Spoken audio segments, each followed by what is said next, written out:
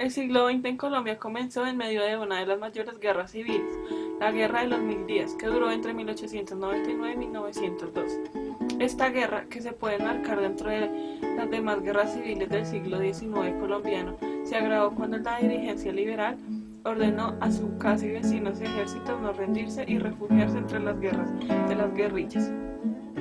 Firmada la paz, la guerra trajo dos importantes consecuencias: el país arruinado, junto con muchas otras causas. Precipitó la separación de Panamá en 1903. Adicionalmente, surge la figura del general Rafael Reyes como una esperanza para mejorar el país. Reyes inicia una serie de reformas, incluyendo la creación de nuevas fuerzas armadas de carácter nacional. Sus reformas, si bien populares al principio, generaron una resistencia de la clase política que proporcionaron el cierre del Congreso por parte de Reyes y la asunción de este poder dictador. En 1909, un año antes de que se venciera su periodo constitucional y 5 años antes del vencimiento de la prórroga a 10 años otorgada a su mandato, Reyes abandona el cargo. Una reforma constitucional de 1910 prohíbe desde entonces la participación de militares en la política, lo cual, junto con la creación del Ejército Nacional Permanente, marcan la separación entre política y militares que han caracterizado a Colombia durante el siglo XX. Partido Conservador. Entre 1886 y 1930, todos los presidentes representaron el Partido Conservador, en el que se conoció como la hegemonía conservadora. Como oposición del gobierno de Reyes y en respuesta a los sectores más relacionados con el Partido Conservador, se funda el Partido Republicano, el cual contaba con el apoyo de varios sectores del Partido Liberal. Pero sus gobiernos entre 1914 y 1922 fueron eminentemente conservadores, y en 1922 el Partido Conservador oficial retomó el poder. El periodo entre 1910 y 1930 marcó definitivamente el ingreso de Colombia al siglo XX, de la sociedad agraria y minera, agravada por guerras civiles que caracterizaron el siglo XIX, aunque los republicanos mantuvieron básicamente una propuesta liberal. Se diferenciaron de los liberales por promover una mayor apertura hacia las clases medias. Los republicanos buscaron romper el monopolio del poder que le ejercían los liberales. Sin embargo, esto fue imposible de lograr a través de procesos electorales. Así, el nuevo partido llegó al poder mediante una revolución popular. La República Liberal, una división del Partido Conservador que llevó 2 candidatos a las elecciones de 1930, permitió el triunfo del Partido Liberal en cabeza de Enrique Olaya Herrera. Los liberales mantuvieron el poder hasta 1946, cuando otra división, esta vez de los liberales, permitió el regreso a la presidencia del Partido Conservador. Los presidentes liberales introdujeron una serie de reformas en la vida nacional. La más importante de ellas fue una reforma de 1936 durante la primera presidencia de Alfonso López Pumarejo. Esta reforma introduce una serie de reformas liberales, incluido el derecho a la huelga.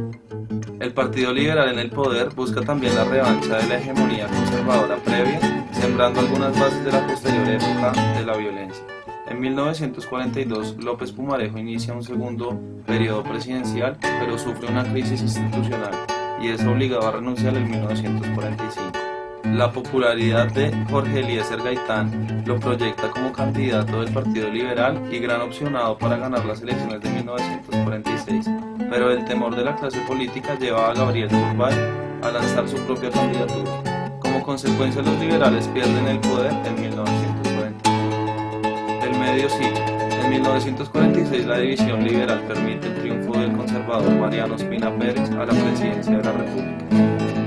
La proyección de Gaitán, quien se consolida como jefe único del Partido Liberal, sumada a la mayoría liberal en el Congreso, no permite al Partido Conservador desarrollar a cabalidad sus políticas. El 9 de abril de 1948, Gaitán es asesinado, desatándose un levantamiento popular conocido como el Bogotazo.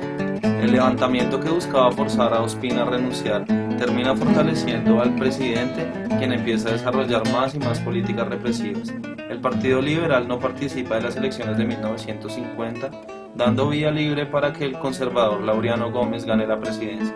Sin una opción política legal, Gómez impulsa una serie de políticas represivas. Una parte de la dirigencia liberal ordena a sus militares en alzarse en armas contra la presidencia de Gómez, dando lugar a lo que se conoce como la violencia. Este periodo termina oficialmente el 13 de junio de 1953, cuando Laureano Gómez es derrocado por el general Gustavo Rojas Pinilla y este ofrece una amnistía a los guerrilleros liberales. Rojas Pinilla fue bien recibido por muchos sectores del país. Desarrolló una serie de reformas económicas y políticas, incluyendo la creación de la televisión en Colombia y el sufragio de la mujer. Sin embargo, su presidencia, de facto, perseguía la libertad de expresión y fue muy laxo con los restos de violencia política, particularmente la ejercida por los conservadores contra los liberales. La crítica de estos casos llevó al cierre de varios periódicos y una radicalización de la clase política en contra de Rojas. Un paro cívico coordinado por la clase empresarial y política obligó a Rojas a renunciar el 10 de mayo de 1957. El Frente Nacional, la oposición a la presidencia de facto, Gustavo Rojas Pinilla, unió a dirigentes de los partidos liberal y conservador en contra del dictador. El liberal Alberto Lleras Camargo y el conservador Laureano Gómez firmaron un pacto en el que dio inicio al Frente Nacional. Caído Rojas, una junta militar asume el poder durante el periodo de transición en 1958, cuando se reanudan las elecciones democráticas, siendo elegido Alberto Lleras Camargo como primer presidente del Frente Nacional. Por los próximos 16 años la presidencia sería alternada entre los dos partidos tradicionales, los cuales conformarían gobiernos de unidad, reparando los ministerios y la burocracia entre ambos partidos. El Frente Nacional marca el fin de la violencia partidista que aquejó a Colombia por más de un siglo.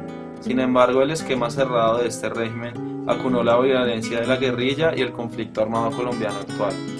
La última elección del Frente Nacional enfrentaría al candidato de frente, el conservador Misael Pastrana, con el expresidente Gustavo Rojas Pinilla en 1970.